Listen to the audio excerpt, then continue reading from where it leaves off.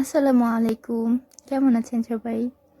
শহরে হোক বা গ্রামে, সারা বছর আমরা যারা কোনো কৃষি করি না, এই শীত আসলে কিন্তু আমাদের সবারই মনটা একটু উসখুস করে যে একটু কিছু শাক লাগাই আর সবজি লাগাই।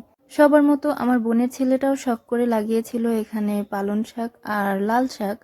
তো দেখলেনই তো অবস্থা, এটার বয়স অলমোস্ট 15 দিনের বেশি, এখনো শাকগুলোর এই অবস্থা, শাকগুলো বড় হচ্ছে না আর কি। তো ওই জন্য আমি চিন্তা করেছি এগুলো নতুন করে আবার দিব। তো যখন দেখলাম ওকে আমি চেঞ্জ করতে গেলাম, তখন দেখলাম যে মাটি এত পরিমাণে শক্ত যে আমার মনে হয়েছে এইটা একটাই কারণ এই জন্য শাকগুলো বড় হচ্ছিল না। তো আমি একদম সবকিছু আবার নতুন করে লাগিয়ে দেবো ভেবেছি। যদিও টবগুলো রেডি করার সময় ও আমাকে জিজ্ঞেস করে করেই করেছিল, কিন্তু আমি যেহেতু ভিডিও কলে দেখিনি বা সামনে থেকে দেখিনি, জানি না ছোট মানুষ কি থেকে কি করেছে। এখন বুঝতে পারছিলাম না কেন এরকম হলো, শাকগুলো কেন বড় হলো না, এই জন্য নিজের থেকে আবার ট্রাই করছি নতুন করে করার। আমি ওকে আগে থেকেই বলেছিলাম তুমি কখনো সবজি কাটার পরে যে ওয়েস্টটা থাকে সেটা, ডিমের খোসা আর কোনো চাল ঢাল দেওয়া পানি ফেলে দিবে না, ওগুলো সবসময় জমিয়ে রাখবে। তো মোয়াজ সেটাই করেছে। আমি সেখান থেকে কিছু ডিমের খোসা নিয়ে গুঁড়ি করে এর সাথে দিয়ে দিয়েছি এবং মাটিগুলো একদম ঝুড়ো ঝুড়ো করে দিয়েছি। তারপরে এই যে এখন হচ্ছে লাল শাকের বীজগুলো দিয়ে একটু মাটির সাথে মিশিয়ে তারপরে ফেলেছি। এটা আমার মা বলেছে এভাবে ফেলতে, তো এভাবেই দিয়েছি। এরপরে পানি দিয়ে দিচ্ছি।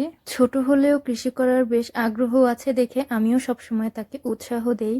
তো এরপরে হচ্ছে পালং শাক, পালং শাকটাও আমরা এভাবে বিছিয়ে দিচ্ছিলাম। পালং শাক শুনেছি যে ভিজিয়ে, এক রাত ভিজিয়ে তারপরে হচ্ছে দিতে হয়, তো আমাদের অত তর সই ছিল না, এই জন্য ওইভাবে দিয়েই মাটিতে দিয়ে ভিজিয়ে দিচ্ছিলাম। তো এরকম সবজির খোসা, ডিমের খোসা, চাপাতি এবং পাতা পচা সার ও শুকনো মাটি দিয়ে আরও দুটো টব আমি রেডি করে নিচ্ছিলাম।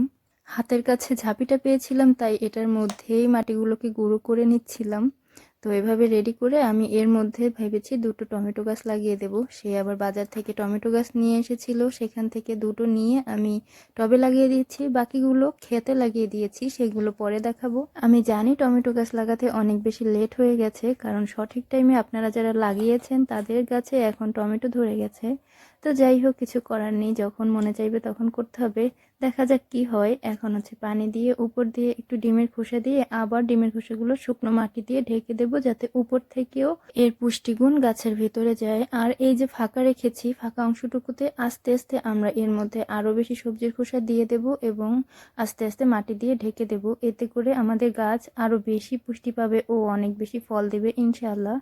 তো যেহেতু টবে লাগাই, টবে লাগালে কিন্তু এটা আপনারা সবাই জানেন যে এক্সট্রা মাটি, এক্সট্রা খাবার দাবার উপর থেকে দিতে হয়, এজন্য অনেকটা ফাঁকা রাখতে হয়। তো তোমরা টিনেজার আছো এবং আমার ভিডিওগুলো দেখো, তোমাদেরকে বলবো তোমাদের প্যারেন্টসরা করুক বা না করুক, তোমরাও কিন্তু ছাদে, ব্যালকনিতে বা বারান্দায় যে কোনো জায়গায় দু একটা গাছ লাগিয়ে রাখতেই পারো।